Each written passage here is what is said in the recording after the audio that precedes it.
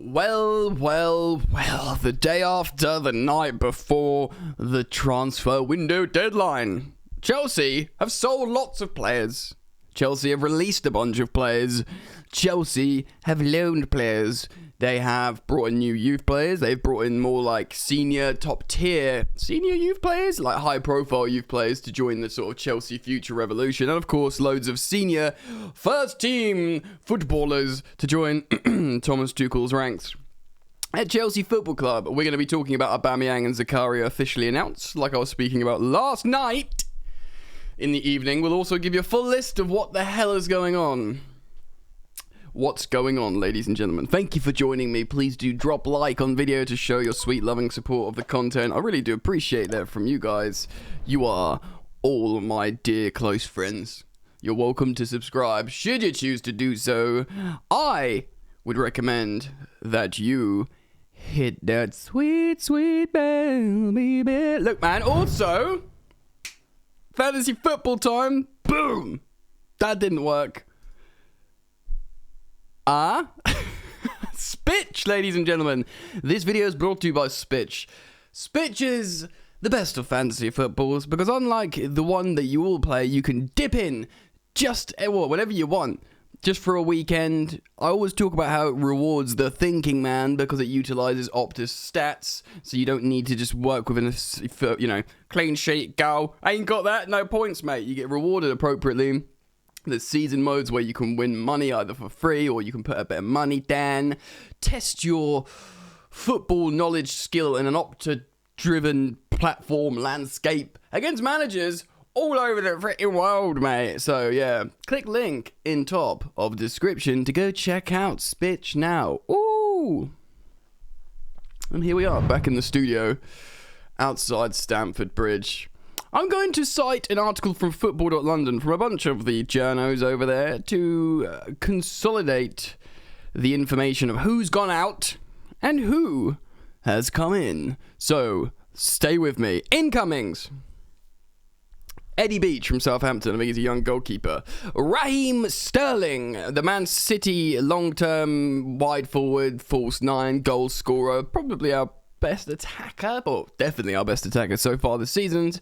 Got like 3 goals and an assist in the opening 5 games. In an opening 5 games where Chelsea have struggled. Next up on the list, we signed Omari Hutchinson from Arsenal, a super talented young footballer who tore Chelsea apart at youth level in a game last season. So that's really pleasant to see him convert from the red to the blue side of London. Next up, Kalidou Koulibaly. Indeed, a Rolls Royce of a centre-half, but yes, it would be remiss of me not to mention how he has had a difficult start to Premier League football, whether it's adapting to the landscape, which, by the way, Kalidou Koulibaly has recognised that he needs to adapt to, and of course, that very, very, very peculiar red card. Next up on the list, we've got Gaga Slonina, the young American goalkeeper who plays for Chicago Fire, recently seen on social media making a super save. Really, really high hopes for this kid. He'll join us in January, I think, when the MLS season finishes. Very, very promising lad indeed. Staying on the youth train, next up we've got Carney Chukwuemeka, of course, from Aston Villa, that despite him only having 12 months left on his deal, we paid like £20 million for a youngster who's only made a very small handful of Premier League appearances for Aston Villa as well. So not even like, top tier club, no disrespect Villa. Chukwuemeka is recognised as one of the brightest young English midfield talents around. He's generally staying and training with the first team, despite him probably making some development team appearances. Tuchel likes him. Keep an eye out for Chukwuemeka. Next up is Marc Cucurella from Brighton, the player that we needed that we didn't know we needed so much. Very versatile player. I heard the CEO of Brighton talking on TalkSport saying, look, Chelsea didn't necessarily overpay for Cucurella because we got a good deal, but they know when they sold Cucurella to Chelsea, and this guy said this, they're buying a left centre-back, they're buying a left-back, they're buying a left wing-back. This guy's perfect for them. He comes from the school of Barcelona, La Masia style. It is a really good signing for Chelsea, Marc Cucurella, and will absolutely make us stronger. A couple of, I'm assuming, youngsters. Zach Sturridge from Brighton. I'm afraid I don't know about him. Same with Tyler Dibbing from Southampton. But next up, we of course know one of my favourites and yours, Wesley Fofana from Leicester City, the French centre-back who will play right centre-back, pushing Reece James forward. He's got it all. Wes Fofana, he signed a 7-year deal. He cost less than £70 million, and Chelsea should be very excited, or Chelsea fans should be very excited and happy to have secured Wesley Fofana. I was listening to an audio clip of Ben Jacobs, I believe, on the Byline podcast of Alex Goldberg, saying, look, Wes Fofana was pretty much the top of Chelsea's list. It's just the old regime like Marina and gang just didn't think he was attainable this summer, so it wasn't necessarily so much in the top of the scouting talking conversational list. But Todd Boehly came in with his tenacity and, can-do attitude. He got it over the line, and he somehow got into Wes Fofana's head, and Wes made it very difficult for him to stay at Leicester. So an excellent signing. Moving on to the deadline day boys, which we will talk about more in just a moment. Pierre-Emerick Aubameyang from Barcelona, once of Arsenal. He's doing the Cesc Fabregas, Arsenal, Barca, Chelsea. The ABCs, if you will. Worked well for Fabregas, hopefully it will for Abba. And of course, your classic Sal Niguez 2.0 panic buy on deadline day, Denis Zakaria. Look, we'll talk about him more as well. Of course, he's a loan from Juventus with an option to buy for £30 million. Right, let's keep going through these. Bang, bang, bang. Outgoings: Rudiger, Real Madrid; Christensen, Barcelona; free transfers. Released or free agent: Danny Drinkwater, pour one out. Jake Clark Salter to Queen's Park Rangers. Charlie Musonda as a free agent. Whoa, man, pour one out for that career. Tierno Ballo, who's this young number 10, who I actually watched play live but in the Sarri pre-season for the Chelsea youth, and I was so impressed by him. George McEachran's gone. Woo! Carlos Seeger's gone. George Nunn, Josh Tobin, Matt Miazga. He's gone. He's gone to Cincinnati, so he's gone back to MLS. Do you remember we bought Matt Miazga? Is it the same window we bought Pato? Or was it like Falcao? Jesus, that was a peculiar time. Timo Werner, of course, sold on a permanent back to RB Leipzig, scoring first half hat-tricks in the Cup, the Pokal. I don't know. Edwin Anderson, I'm assuming a youth player. Emerson Palmieri, of course, we sold on a permanent to West Ham United. Luke Bradley Morgan to Stoke City. Ross Barkley is a free agent. So I guess ripped up his contract. Xavier Mbayumba, who's gone on a permanent as well. He was I remember reporting on Xavier Mbayumba here as this Dutch kid who's really tall and dominating and is going to be good with his feet. We got him from Barcelona. Is this the next Van Dijk, this big Dutch guy? No, Kennedy is gone. He's gone to Real Valladolid. Joe Hay's gone. Tyler Dimming's gone. We've already said that, I think. And Marcus Alonso, of course, late last night, like Ross Barkley, we ripped up his contract. I think here being missed on this list, of course, is Billy Gilmore. Billy Gilmore has gone to Brighton on a permanent for £9 million.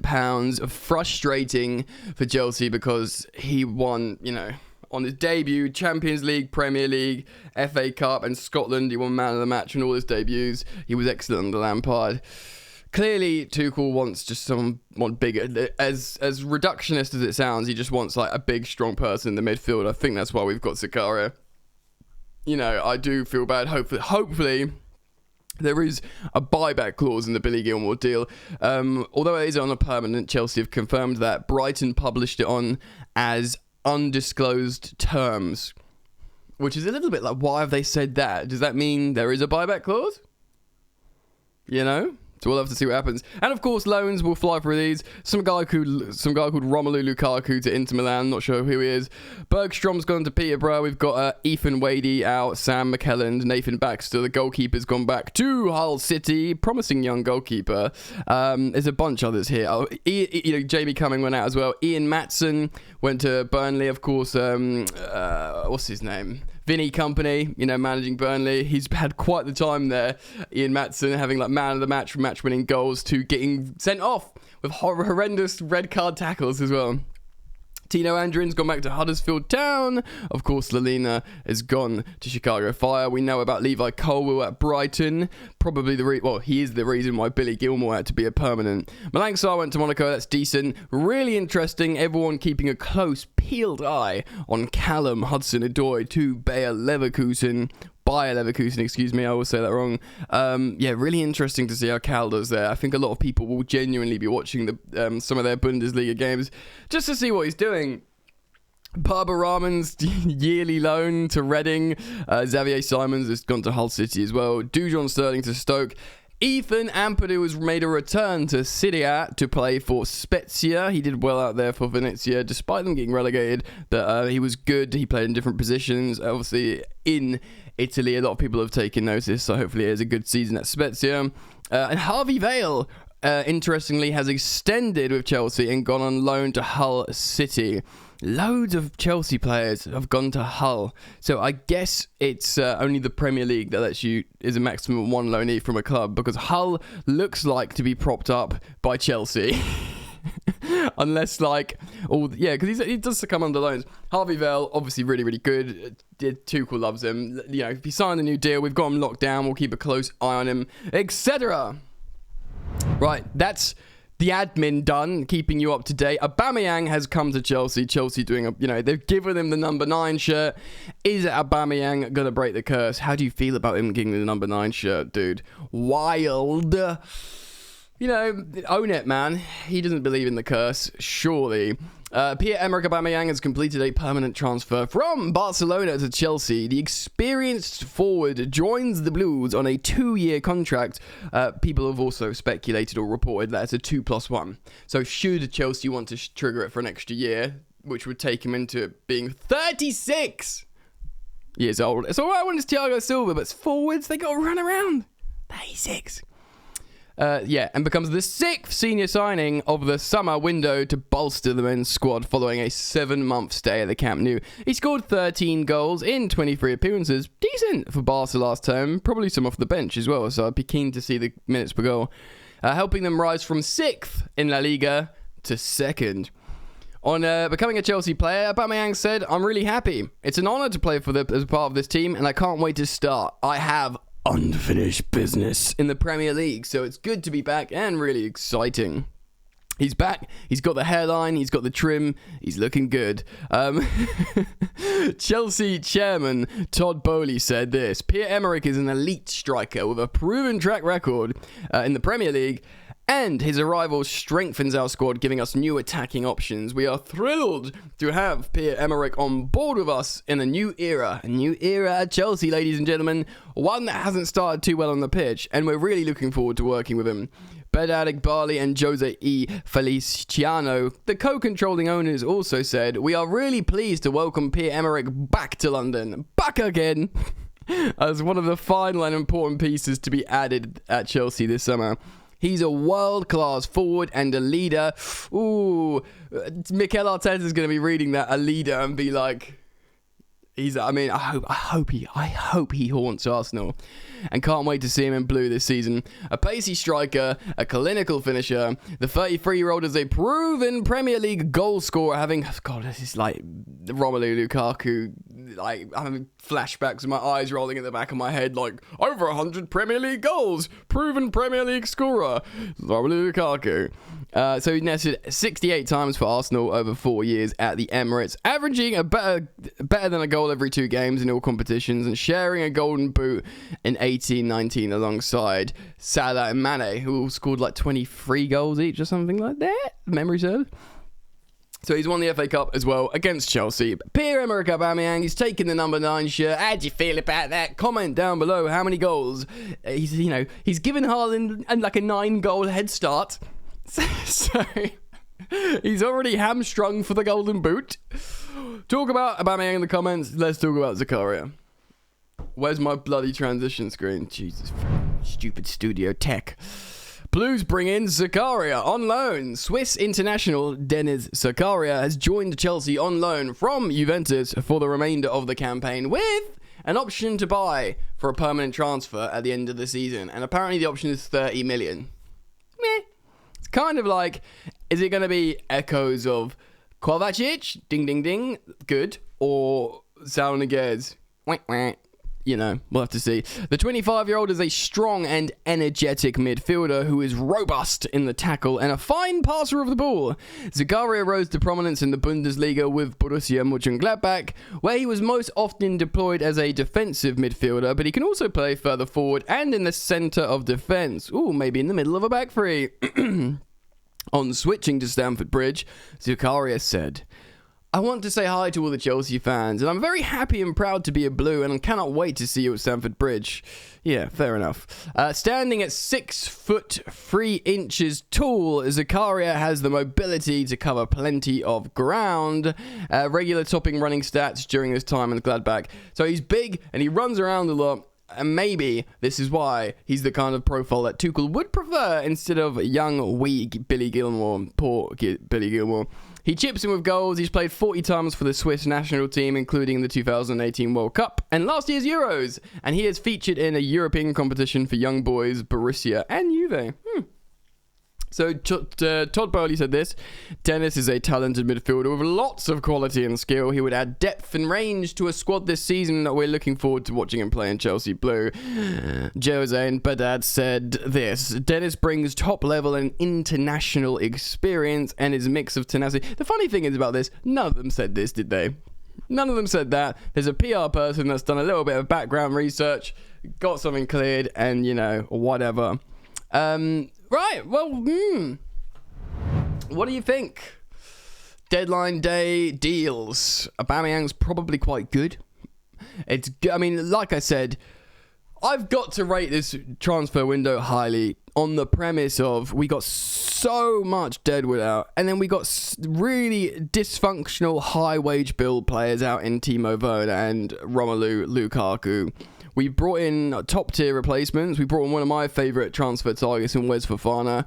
We got Tuchel's boy in Aubameyang. We got midfield cover. We got Cucurella. You know, we've bought like wonder kids. We've got exciting loans like Hudson-Odoi to Bayer Leverkusen. With new owners that are, you know, intelligent sportsmen, but new to the European soccer game, who have picked up Chelsea in a peculiar transitional period where they've had to change all the structure behind, you know, the scenes. Considering all of that, I think it's a 10 out of 10 window. You don't get better. They threw their weight around as much as possible. They got in the head of Wes Fofana. They got Aubameyang. They got the deadwood out. They got the loans in. They've built for the future. Chukwuemeka, Cassidy, Hutchison, Slanina. You can't cuss it, man. Do you know what I mean? I think it's very, very good. Maybe not 10 out of 10 because nothing's perfect, but a 9 out of 10. What do you think? Comment down below. It's been a long video. Thank you for joining me today here on Football Therapy. I can't wait to see you for the next video. See you soon. Peace.